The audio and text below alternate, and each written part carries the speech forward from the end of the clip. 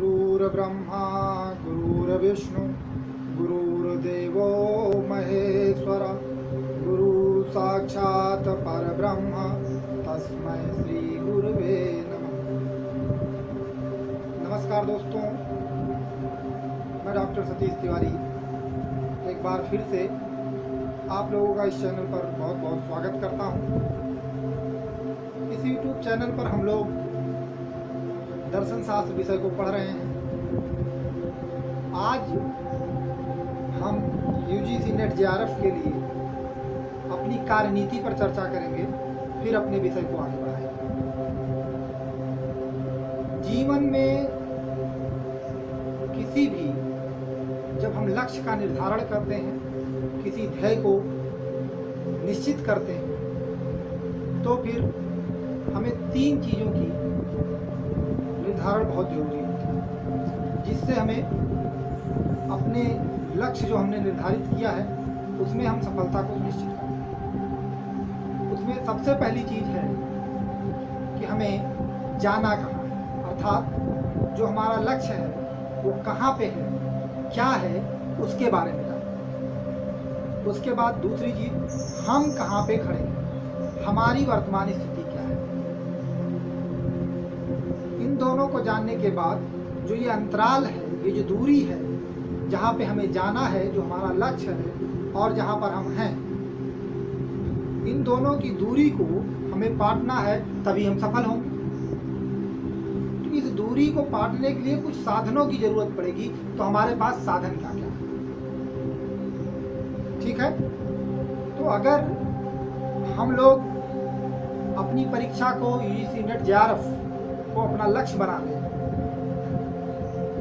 तो UGC net JRF कैसे निकलता है, क्या है, उसके बारे में हमको सबसे पहले निर्धारित करना होगा। उसके बाद हमको यह निर्धारित करना होगा कि हमारी आज की वर्तमान की स्थिति क्या है, हमको कितना जानकारी है। तो ये दोनों चीजें पता कैसे चलेगी। मुख्य प्रश्न है कि हमें कैसे पता चलेगा कि UGC परीक्षा का स्तर क्या है, JRF निकालने के लिए हमें किस स्तर तक पहुंचना है, और हमारा ये जो वर्तमान स्थिति है, हम कहाँ पे खड़े हैं, ये कैसे पता चलेगा।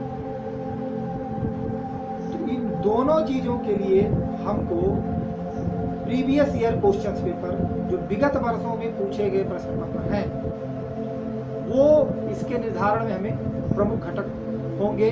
वो सहायक घटक हैं, ये प्रमुख सहायक घटक है, जिसके सहारे से हम ये जान पाएंगे कि हमको जाना कहाँ है और हमारी वर्तमान स्थिति। तो आप सभी लोगों को मेरा यह सुझाव है कि आप सभी लोग सबसे पहले इन प्रश्न पत्रों को विगत कम से कम 5 वर्षों, क्योंकि एक वर्ष में 2 बार परीक्षा होती है, तो 10 प्रश्न पत्र हो गए, उनको आप हल करें।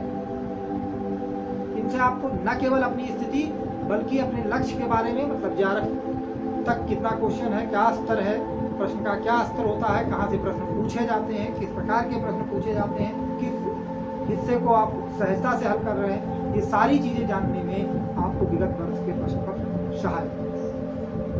तो हमारी कार्यनीति में previous year question paper solve करना बहुत जरूरी है और हम इसको सॉल्व करें, ठीक है। अब अगर हम आज की क्लास की बात करें, आज के वीडियो की श्रृंखला की बात करें, तो आज के वीडियो की श्रृंखला में, आज के क्लास में हम शुरुआत करेंगे वेस्टर्न फिलॉसफी, ठीक है, जो कि UGC द्वारा निर्धारित सिलेबस का यूनिट 2, ठीक है, क्लासिकल वेस्टर्न फिलॉसफी, ठीक है। हमारे जो सिलेबस UGC द्वारा निर्धारित है, उस यूनिट 2 का नाम है classical western ancient medieval and modern epistemology and metaphysics, ठीक है। तो प्राचीन पाश्चात्य दर्शन दूसरी यूनिट का नाम है। इस यूनिट में हमको क्या पढ़ना है, पाश्चात्य दर्शन का हमको प्राचीन, मध्यकाल और आधुनिक काल की ज्ञान मीमांसा और तत्व मीमांसा को पढ़ना है, ठीक है।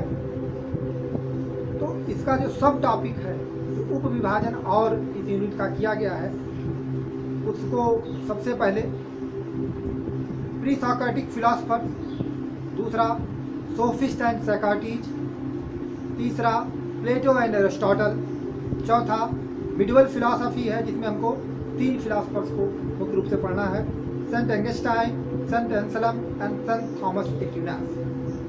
जो मॉडर्न फिलोसफर्स हैं उसमें हम लोगों को पढ़ना है डेकार्ट को, स्पिनोजा को, लाइबनिज को, लाक को, बर्कले को, ह्यूम को, कांट को और हीगल।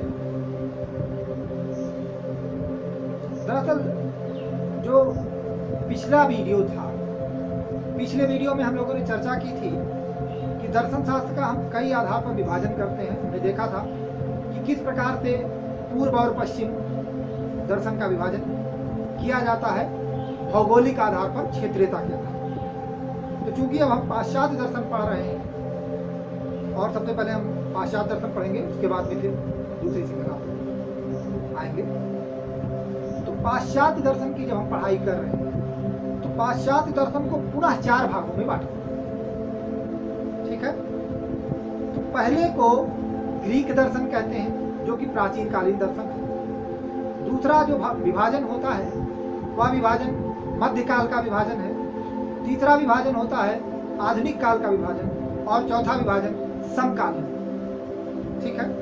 तो Greek philosophy, medieval philosophy, modern western philosophy and contemporary western philosophy, तो इन 4 भागों में अध्ययन की सुविधा के लिए इसको विभाजित किया जाता है।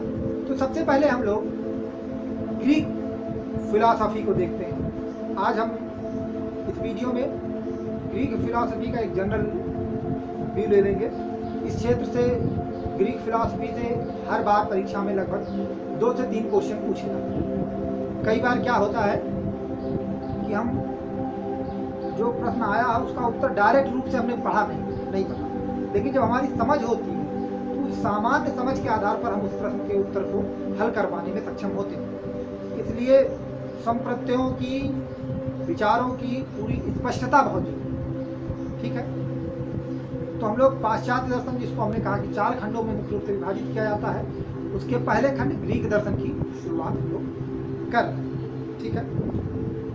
तो जो ग्रीक दर्शन है, ग्रीक फिलॉसफी है, उसको पुनः जो है 4 भागों में विभाजित किया जाता है। 4 प्रमुख सोपान है।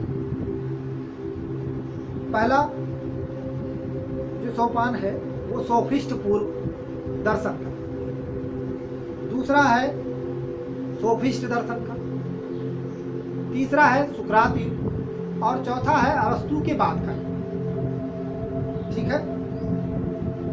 दरअसल दार्शनिक प्रवृत्तियों के आधार पर बाद के दार्शनिक और विद्वानों ने कुछ विशेष लक्षण जो उस काल के पाए गए हैं उसके आधार पर इस तरीके के काल के विभाजन किए जाते हैं।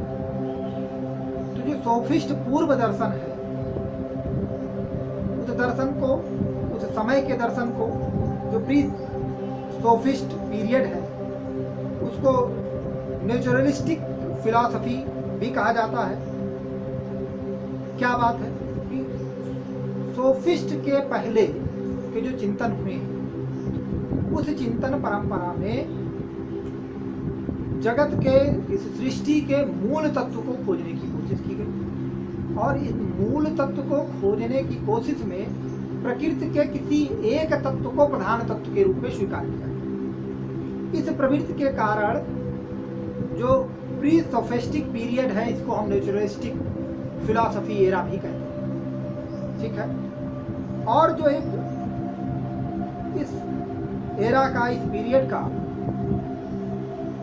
एक जो और लक्षण है वो है मोनिस्टिक, ये एक तत्ववादी प्रवृत्ति भी हमको देखने को।